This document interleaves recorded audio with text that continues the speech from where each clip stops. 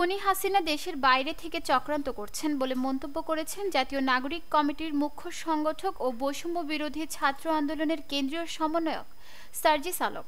তিনি বলেন, এই বাংলাদেশের মানুষের যে লক্ষ কোটি টাকা চুরি করে নিয়ে গেছেন সেগুলো দিয়ে এখন এই প্রোপাগান্ডা চালাচ্ছেন, চক্রান্ত করছেন। আজ শনিবার সকালে পঞ্চগড় রেলওয়ে স্টেশনে ফুলের বাগান ও পানির ফোয়ারার উদ্বোধনী অনুষ্ঠান শেষে সাংবাদিকদের প্রশ্নের জবাবে তিনি এসব কথা বলেন। সার্জিস আলম বলেন, অন্তর্বর্তী সরকার তার জায়গা থেকে যেমন সচেতন থাকবে, রাজনৈতিক দলগুলোরও তাদের জায়গা থেকে সেভাবে সচেতন থাকা প্রয়োজন যে নিজেদের ভেতরের কোনো চিন্তা কিংবা মতপার্থক্যের সুযোগ বাইরের কেউ নিচ্ছে কিনা। আমরা মনে করি সবার আগে যদি দেশের স্বার্থ চিন্তা করতে পারি তাহলে যে স্পিরিট নিয়ে অভ্যুত্থান হয়েছে সেই স্পিরিটে সফল হওয়া সম্ভব। তিনি আরও বলেন, আমরা মনে করি এখন সবচেয়ে গুরুত্বপূর্ণ বিষয় হচ্ছে জাতীয় ঐক্য। জাতীয় ঐক্যের জন্য সবার আগে যে কোনো ব্যক্তি, দল, গোষ্ঠীর স্বার্থের আগে বাংলাদেশের স্বার্থ চিন্তা করতে হবে।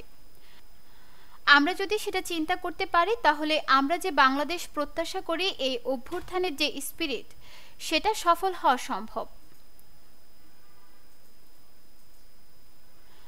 নতুন করে ১-১১ প্রসঙ্গ ওঠা নিয়ে সার্জিস বলেন, দেখুন, সবচেয়ে বড় কথা হচ্ছে ১-১১ কোনো স্বয়ংক্রিয় ঘটনা নয়। বিভিন্ন ঘটনার পরিপ্রেক্ষিতে একটি গোষ্ঠী সুযোগ নিয়ে এটা ঘটাতে একসময় বাধ্য করে। আমরা আমাদের জায়গা থেকে মনে করি খুব স্বাভাবিকভাবে রাজনীতির মাঠে পক্ষে বিপক্ষে কথা থাকবে যে কোনো বিষয়ে। এটাই গণতন্ত্রের সৌন্দর্য, এটাই গণতন্ত্রের চর্চা। তিনি বলেন, আমরা মনে করি অন্তর্বর্তী সরকার কিংবা রাজনীতিতে যে গুরুত্বপূর্ণ ব্যক্তিরা রয়েছেন তাদের মতের মধ্যে দ্বিমত থাকবে, বৈচিত্র্য থাকবে, আবার যৌক্তিক বিষয়ে তারা ঐক্যবদ্ধ হবেন। এটাই হচ্ছে সবচেয়ে বড় কথা। কিন্তু আমরা যে জিনিসটা আমাদের জায়গা থেকে মনে করি তা হলো আমরা যেন আমাদের এই বিভিন্ন কথা, মতামত কিংবা পদক্ষেপের মাধ্যমে নতুন করে আবার ওই ফ্যাসিস্ট কিংবা তাদের কোনো দোসরদের সুযোগ না দেয়। তারা তো চাইবে আমাদের ঐক্যের ফাটল ঘটাতে।